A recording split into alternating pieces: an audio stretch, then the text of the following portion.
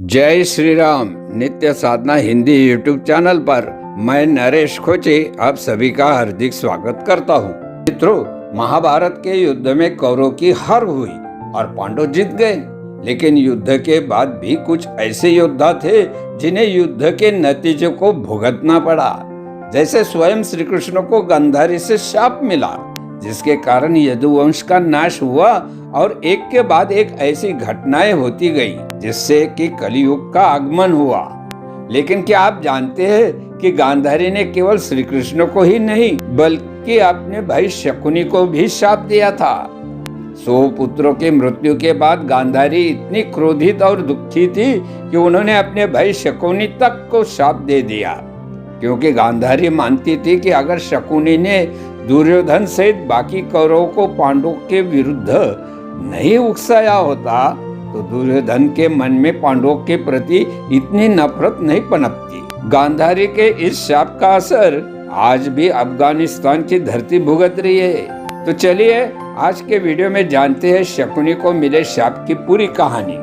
मित्रों, महाभारत काल में अफगानिस्तान को गांधार देश के नाम से जाना जाता था। गांधारी और शकुनी गांधार नरेश सुबल के पुत्र और पुत्री थे। महाभारत के कहानी के अनुसार राजा सुंबल के शकुनी सहित 100 पुत्र और थे।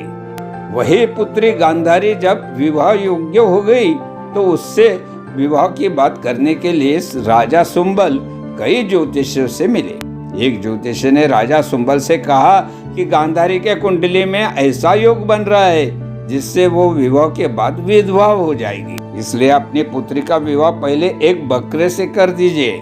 ज्योतिषी की बात मानकर राजा सुंबल ने बकरे से गांधारी का विवाह कर दिया और इसके बाद बकरे की बलि दे दी, जिससे गांधारी का दुर्भाग्य हट गया।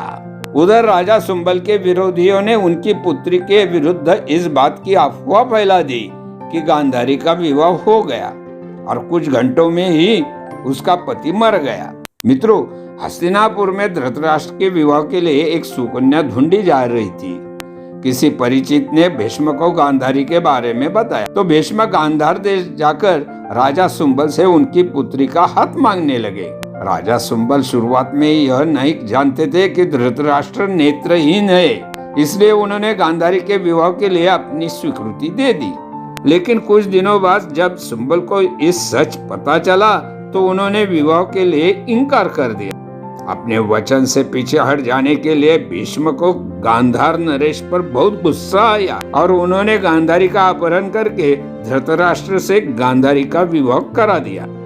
मित्रों, गांधारी यह बात नहीं जानती थी कि लेकिन जब वो हस्तिनापुर पहुंचकर धृतराष्ट्र से मिली तो उन्हें समझ में आ गया कि उनके साथ छल हुआ है।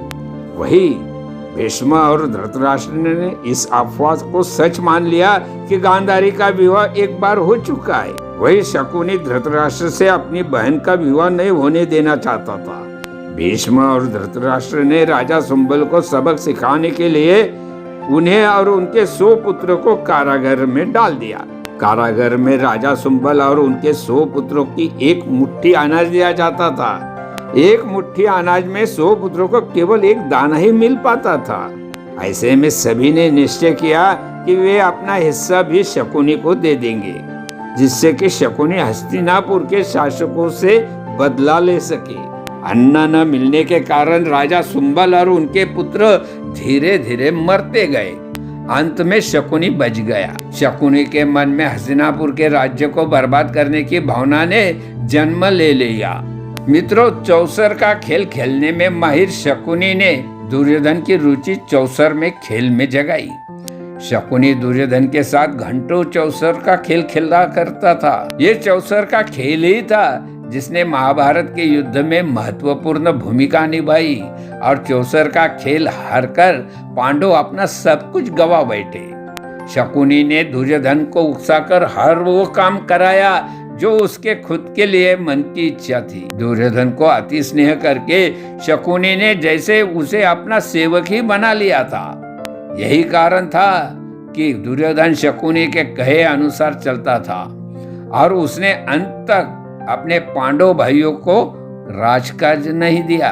जिसके कारण महाभारत का युद्ध हुआ और युद्ध में दुर्योधन सहित सभी कौरव मारे गए। मित्रों, कुरुक्षेत्र की भूमि पर जब गांधारी ने अपने 100 कौरवों को खो दिया था तो गांधारी बहुत ही क्रोधित और दुखी थी। गांधारी ने विलाप करते हुए श्री कृष्ण से कहा था कि वे चाहते तो युद्ध को रोक सकते थे, लेकिन उन्होंने कौरव और पांडवों को लड़कर मरने दिया। इसलिए गांधारी ने श्री कृष्ण को श्राप दिया था कि जिस तरह गांधारी के कुल का नाश हुआ है उसी तरह कृष्ण के यदुवंश का भी नाश हो जाएगा। गांधारी ने श्री कृष्ण को ही नहीं बल्कि इस श्राप से पहले अपने भाई शकुनी को भी श्राप दिया था। मित्रों, जब कुरुक्षेत्र की रण पर एक एक करके कौरव मरते जा रहे थे तो गांधारी को इस बात का आभास हो चुका था कि अब उसका कोई पुत्र नहीं बचेगा। गांधारी ने अपने भाई शकुनी से कहा था कि वे युद्ध रुकवा दे जिससे कि और विनाश न हो पाए, और लेकिन शकुनी ने गांधारी की बात नहीं मानी। इस कारण से गांधारी ने दुखी होकर शकुनी को श्राप दिया कि जिस तरह शकुनी ने उसके गृह राज्य हस्तिनापुर में आकर द्वेष और क्लेश फैलाया है, उसी तरह गांधार नरेश शकुनी के गृह राज्य गांधार में भी कभी शांति नहीं रहेगी। वहाँ हमेशा गृह युद्ध चलता रहेगा। शकुनी की धरती कभी भी शांत और समृद्धि नहीं पनप सकेगी। गांधारी के शाप के कारण ही वर्तमान में अफगानिस्तान बन चुके गांधार में कभी भी शांति नहीं रहती। वहाँ किसी न किसी कारण से युद्ध और अशांति की स्थिति बनी ही रहती है। पौराणिक मान्यता यह भी कहती है कि शकुनी ने अपने मृत भाइयों का बदला धृतराष्ट्र और भीष्म से लिया था। तो मित्रों, ये थे गांधारी ने अपने भाई शकुनी को क्यों दिया था श्राप, जिस कारण आज भी अफगानिस्तान की धरती भुगत रही है, इस बारे में विशेष जानकारी। ऐसी ज्ञानवर्धक, उद्बोधक तथा आध्यात्मिक जानकारी के लिए आज ही हमारे नित्य साधना हिंदी YouTube चैनल को सब्सक्राइब करें। आज के वीडियो की जानकारी अच्छी लगी तो इसे लाइक और शेयर भी करें।